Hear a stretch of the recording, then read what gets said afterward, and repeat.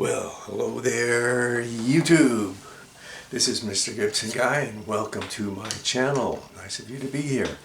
Today I'm giving you a new photography video, and this is on a subject which I haven't done at all yet, but I'm going to start covering some right now. And that subject is something that is kind of a natural progression in photography. When I first started out in photography in 1977, I was just following the latest 35mm cameras and equipment, what was going on, and that was kind of photography world. But as you read some of the magazines and kept up with what the latest products were, pretty soon you couldn't avoid it, and that was to get exposed to the idea of the medium format camera. The 35mm cameras, which a decade earlier had been referred to as mini cams because of the small format, and everybody was more serious, shot at least 120 film, 220 and 620 and some big film like that. The little film that went through 35mm was just kind of like amateur stuff, and the big guys choose the big heavy cameras, and so you start to see that, and they're more expensive, but you get better pictures from them because of the idea of a larger negative. Doesn't have to be enlarged very much to make a big print. So that's what everybody who was anybody was using for being out rough and tumble and in the action. If you're doing sports or something like that, then a 35mm was the thing to use. But if you had some more contemplative types of photography, like if you were doing outdoor vistas and outdoor photography and nature photography, real quickly you would get to where you wanted to have a medium format camera. And so I know with the renewed interest in film photography today, that part of what's happening is people are starting out with 35mm and taking that same progression. And 5 years ago, a camera like this Mamiya 645 would have been a pretty cheap camera to buy, and the lenses for it were pretty cheap. The prices were down real low because not that many people were shooting film. But as more and more people start shooting film, more and more people start to discover the medium format cameras and want to get that better image quality. So that's where people are going. So that's where this starts out. Today's video, this is called the Mamiya 645 1000S, and the plan here is to see how cheap I can go to get started with a medium format setup.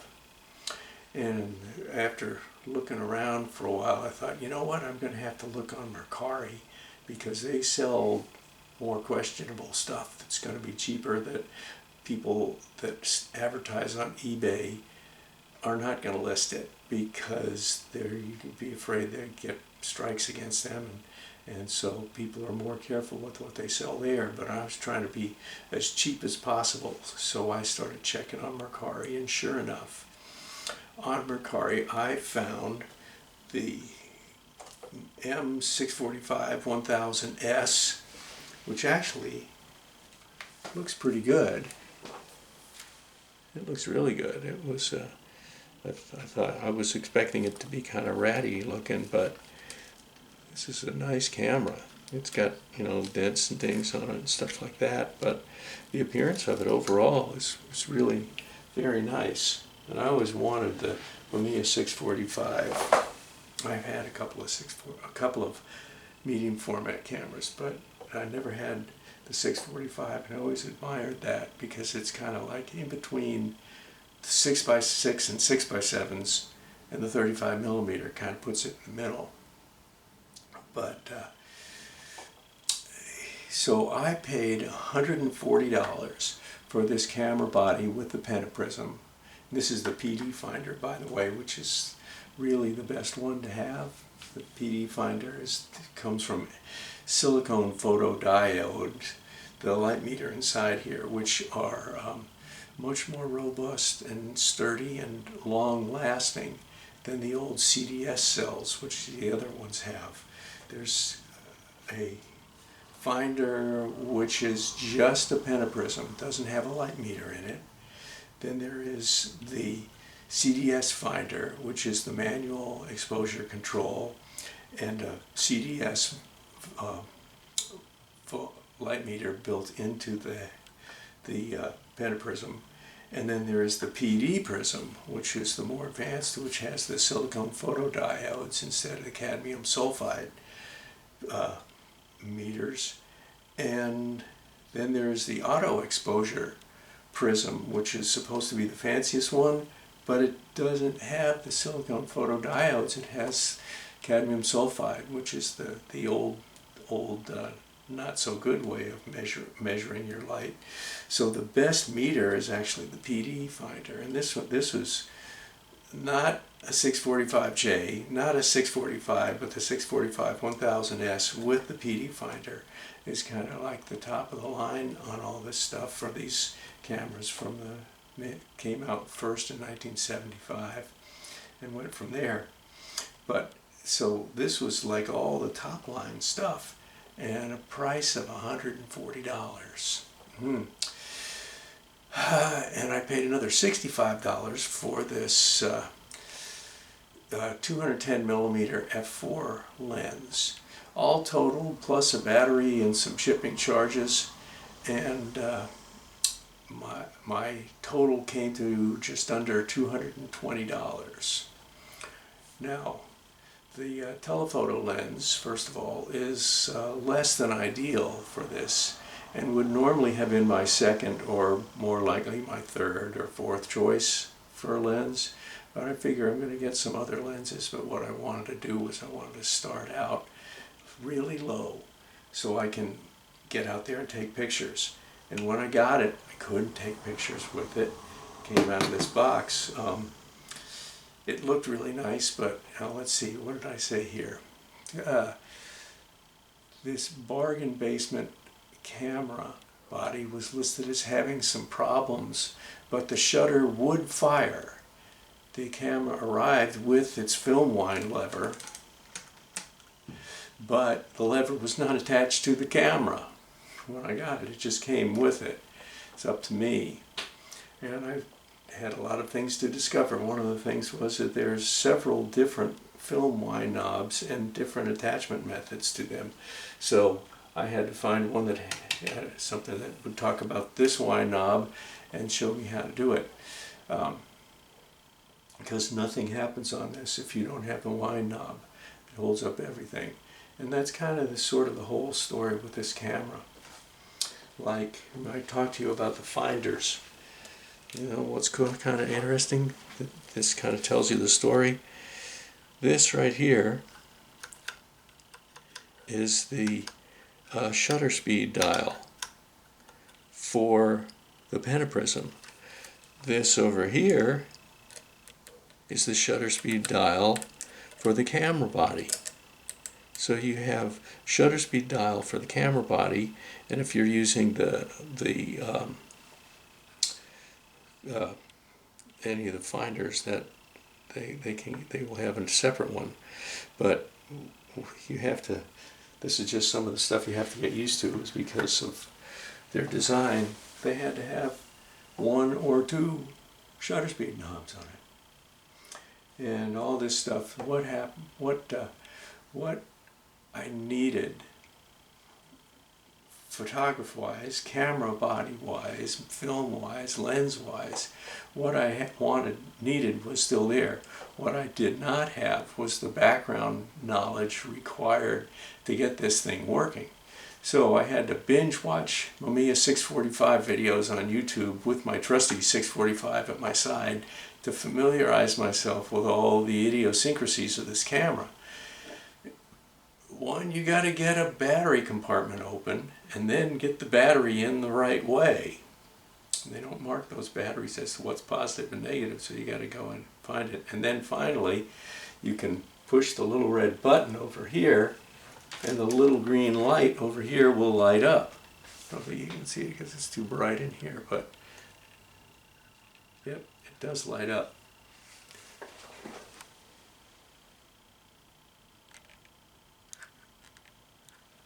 See it?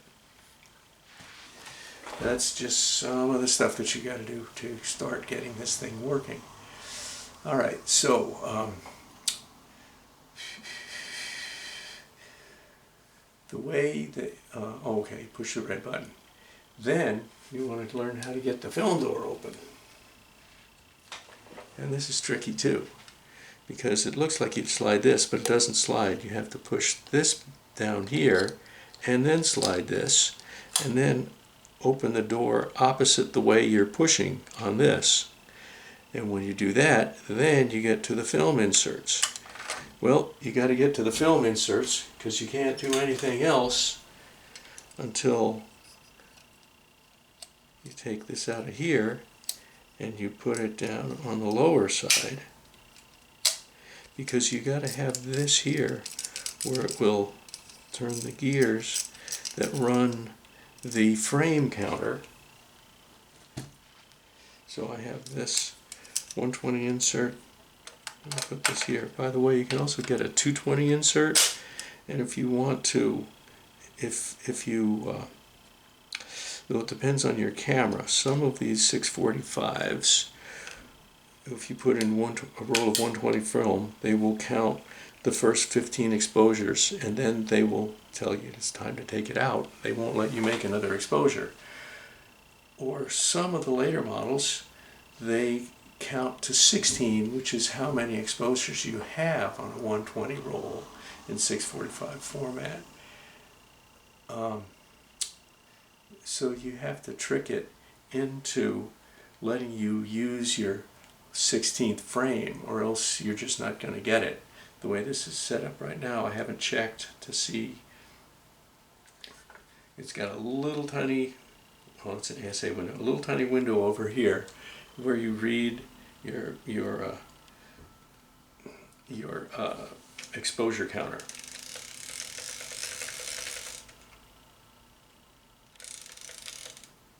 What do we do here?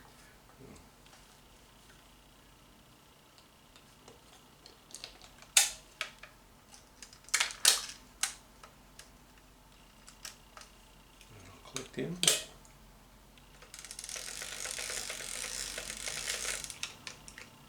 It's not clicked in. Okay. Anyway, so that's how you get the film wound.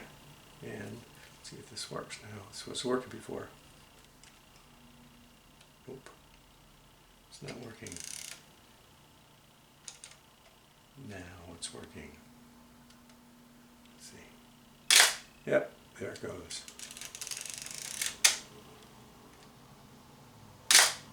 Yep, now it's working. Got it. Ooh, slips and you got to do it again. So that's what gets it to work. Back to the story here. That's working.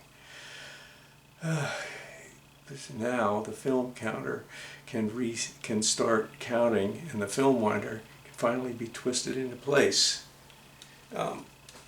Remember I told you that the winder was off when I opened the box. I'll show you here. There's a little white line right here, and underneath here there's a little red not a red button, but just a little red mark there, and you have to line up this white thing with that mark, and then you press this, and when you get the film wound like this, then you can push this the other direction till you get it to slip into the right place so that it locks in, and that's how you get the film winder to work. So, but I have to have all these other things going in order to do that. And let's see, where was I? In the film counter. Then another thing that happened to me with this was I got really, really lucky when I did this, because it would have been a disaster. You take this little button and you twist it this way and you push it in, and then you can lift off the prism, whichever prism it has. Now when I first got it that night, I popped that off in the evening, and not very good light. Fortunately for me, I saw that this little screw had become unscrewed and it was floating around on top of the focusing screen. And I got it and I tried to get it back in there and I couldn't, and I tried and I couldn't get it. So the next day I went to the store and I bought a little set of tweezers. And with one hand I put this screw where it was supposed to be, and with the other hand, while I had it mounted on the tripod, I took my screwdriver and I tightened it down so that that is working now. So that would have been a disaster had I lost that screw, fell somewhere on the floor, and I wouldn't even know. As it was, I saw it, and then I saw that screw hole, and I thought, that goes there. But then with this in, you can pop out your focusing screens. You can see down into the lens, the lens down here, but you can see the through reflection through the mirror, reflex mirror, and you can just drop this back down, and then you have it ready to set up again.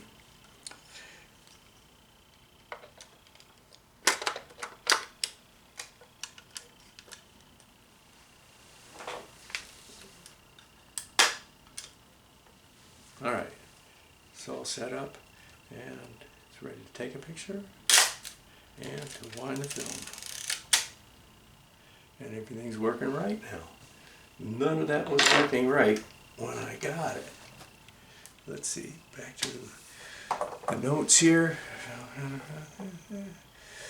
Okay, focusing screens, and there is a depth of field lever on this camera, which the other ones don't have, but this one has. And this depth of field lever is actually working, but I got to take the lens off, because what's not working is the little pin that's supposed to slide over to here on the lens. See this little pin here? That's supposed to do that, which will stop it down. In there.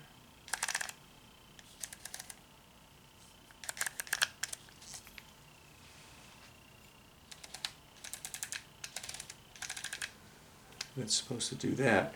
So that means that when I use this first lens of mine, my 210mm f4, that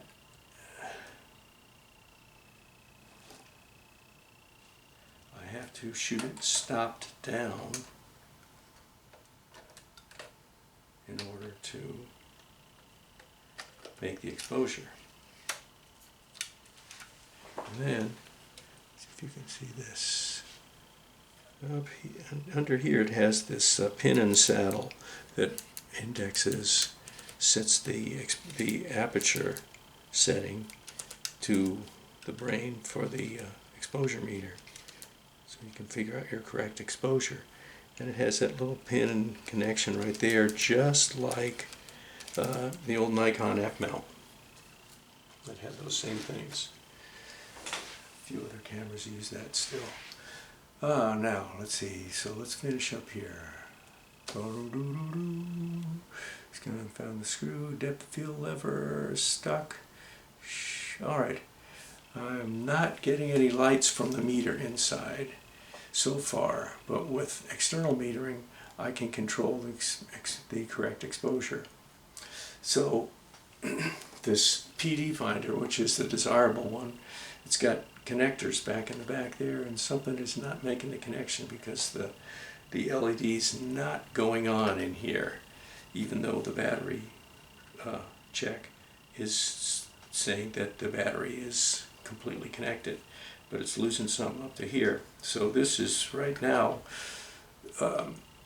Surface is on here being used as a non-metered finder.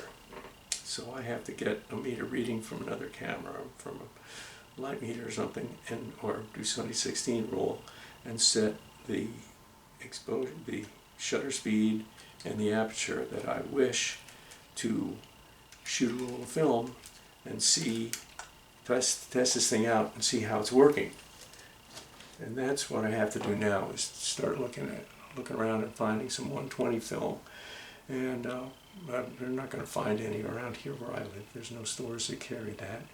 But I can get it online, and then I get some 120 film, and then I have to go on a shooting spree and try this out and see what I can get with my 210 millimeter telephoto lens. So that's what this video is about, and it's supposed to be raining for the rest of the week, which is great because it lowers the summer temperature here in Florida by about 10 or 20 degrees, which is very pleasant, keeps the air conditioner bill down. But it's not so good for photography because I want to have a bright, shiny blue sky day, which we have normally here a lot in the summer. But now we've got a front moved in here. It's just kind of keeping things cool. So while I'm trying to locate some film to put in this camera, that's what's going to be going on. Is I'll try to get that to take some pictures, and then I can take some pictures and I'll put them up and show you. So lots of stuff to look forward to. I'm excited about this camera. It's really a fun camera because it can do so much stuff that the 35 millimeter cameras, they're just limited in what they can do, and this can do all, you can pull all sorts of stuff off and on it and play around with it. But it's going to be fun, and I'll be able to share everything with you as I go on when I get the film and I take the pictures and it's a sunny day. And we will all have some M645 1000S photos to look at. So thank you for dropping by the channel. If you want to leave a comment below, or leave a like and a subscribe if you haven't told your friends about this. I'm getting closer and closer to 100 photography videos here. They're building up all the time, and had a lot of interest, and I think that there's going to be a lot of people that are interested in this 645 too. It's a really cool camera. So until the next time, this is Mr. Gibson Guy, and I'll see you the next time.